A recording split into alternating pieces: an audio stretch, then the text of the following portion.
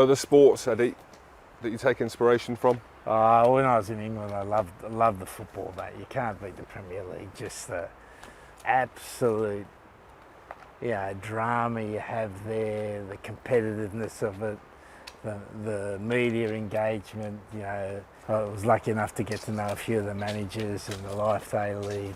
I really enjoyed seeing and watching and going to watch training and see how the managers operate in the Premier League. What managers? You can't just say just some managers, like they're legends. I know Sean Dyche fairly well with Everton. He's keeping his head above water at the moment. We've done a few different things with Mikel Arteta at Arsenal. They're doing all right? He's doing really well. And then I was lucky enough to have a couple of lunches with Alex Ferguson, which is like the GOAT. Like just in terms of his practical understanding of how to build a team.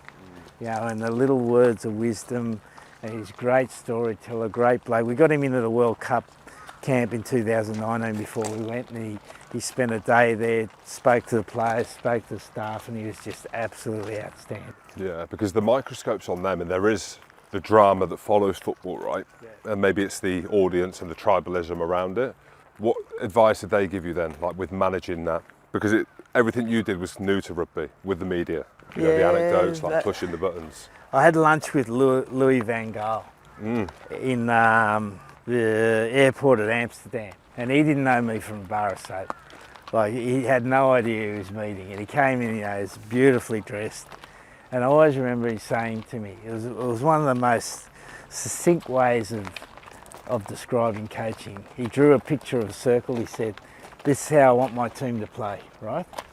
And then he said, "But I get the players, then I work out I've got to play like this. So then it's the quickest way I can find them to play like that to their strengths." It was just their beautiful simplicity, because you think about those guys, they go in, they've got 3 days maybe they have a training session before they play a game. And they always get a job where the team hasn't been going well. Like, very rarely they get a job where the team's flying. So they've got to find that way of finding the strengths of the players and bring them through, and that's what you're always trying to do. And then try to keep the noise down on the outside. Like, how can you quieten the noise? Which was the toughest media for you to manage out of all of the ones you've been in? Well, the good thing about Japan, I don't know what they write, mate.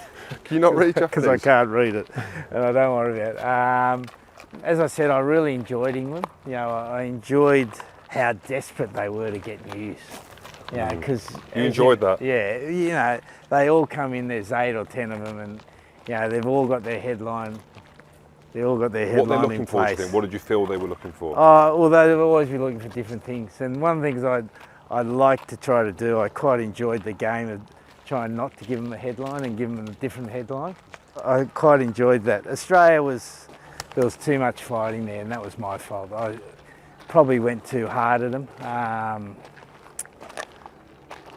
But that was part of the deal there, try to create some news about rugby. Yeah, it felt like the Australia one, from the outside looking in, looked more emotional. There was more like the emotional version of Eddie Jones. I see what you're saying about England. I could see you fueling the fire.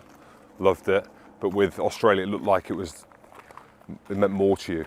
Yeah, that's probably right. And again, when I reflected, I probably didn't have as much control as I would have liked in the way I handled things. With the media? Yeah, and it's funny, you get to 63 and you think you should be able to do that. It was like a job where I was so, and maybe it was desperate to do well for the country, that I allowed that to overflow to the media. Yeah. So you were desperate then desperate for Australia. The country to do well. Yeah, because it almost felt like they needed. I know Dave did a good job. He did a great job, he was in mate. there as well. Like you saying that, like the desperation. Like, I think that's a good thing. I don't think people maybe saw that, because you go into the World Cup, you've got a tough pool, some big decisions made around leadership and all these different things. It did look tough. Yeah, it was just too unstable, mate. We had change in personnel, change in leadership. We tried to change the way we played, short run up. If I had my time again, I'd still probably do it the same. at the end of the day, sometimes you have to make changes for the place to be successful, and I've got no doubt that Joe Smith will improve the team. Be honest, like, did it affect you, that kind of stuff? Because I know you said it didn't, and I've maybe read a couple of things or small anecdotes where you referenced that it might have. Like, was there a part of you were like, oh shit? At times, yes, but it's been temporary, mate. You know, coming out of Australia, I felt a bit deflated about the whole thing, and obviously the relationship with the media didn't help that. You know, and in retrospect, I probably would have done it a different way. But then I look at England. I don't really have any regrets. You know, 7 years coaching England, and the end comes to it very rarely ends well, and it was always going to end in some way. And it portrayed as though I had a bad relationship with the media, but I don't think I really did. You know, the end bits are always quite sour. You know, how many players get to finish their career, you know, in a fairy tale spot? Not many, and it's the same coaching wise. So, you know, the longer you stay at a place, the more chances it's got to be in quite a difficult ending, and that was always going to be the case in England. But I felt like, you know, my relationship with the English press was pretty reasonable. You know, at times it was a bit to and from, but that's all right. You know, there's nothing wrong with that. I think with the media, one thing I found quite interesting and quite endearing as well is your interaction with some of the players. So a lot of them, and again, this is something you talk about, if you drop them, they're not happy. If you keep them in, they're happy. You know, like Hask is a perfect example, your relationship with him. Yeah. But the way that you shielded like the team away from the media and the criticism, especially in England, was obviously intentional, right? You made the press conferences about yourself and gave great anecdotes that they could work with to take the pressure off. Was that intentional? Oh, definitely. I think, you know, if I think about England, I feel the players there, the media there is the most intense in the world. You know, it's you're either the next best thing. You know, if you look at the example of Marcus Smith, you know, he was going to be the next best thing, and then as soon as he doesn't do well, there's another next best thing coming, and you know, he becomes yesterday's hero. And that for young guys, that's a lot of pressure. You know, that is a lot of pressure. So as a coach, you don't want to add to that pressure. You want to take away from that pressure. And certainly in England, I thought that was really important. The stuff around Owen Farrell then, thickest of skin, captain, media and social media. What was your view on that? Were you surprised to see how it ended for Faz? Well, that shows you how tough it is, mate. And as you know, you played with him.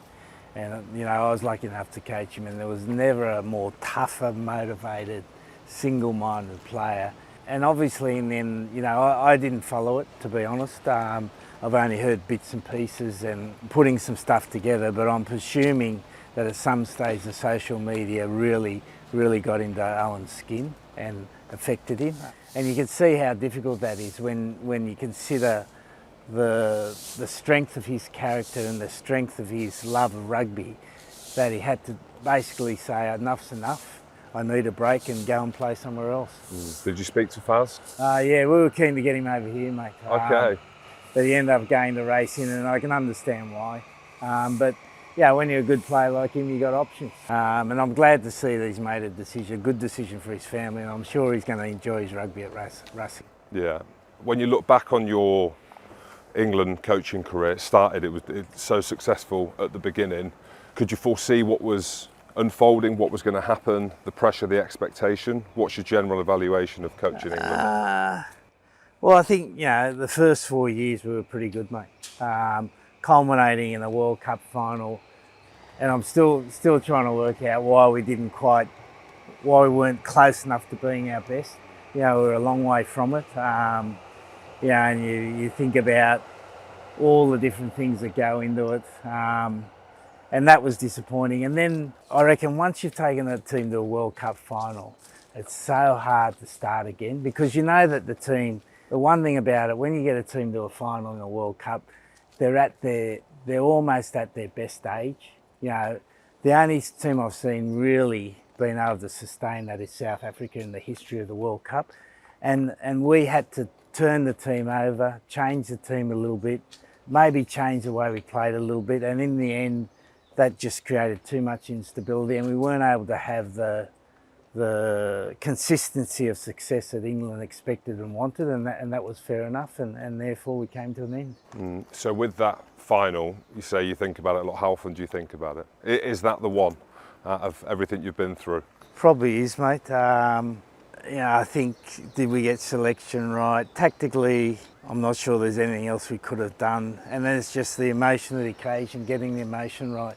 And sometimes you can over-prepare and sometimes you can under-prepare. And, you're trying to work out whether you're over-prepared or under-prepared. And I was very conscious of the fact that having had the experience of a couple of World Cup finals, we kept business as normal. So I don't think we over-prepared. Maybe we left it under-prepared a little bit.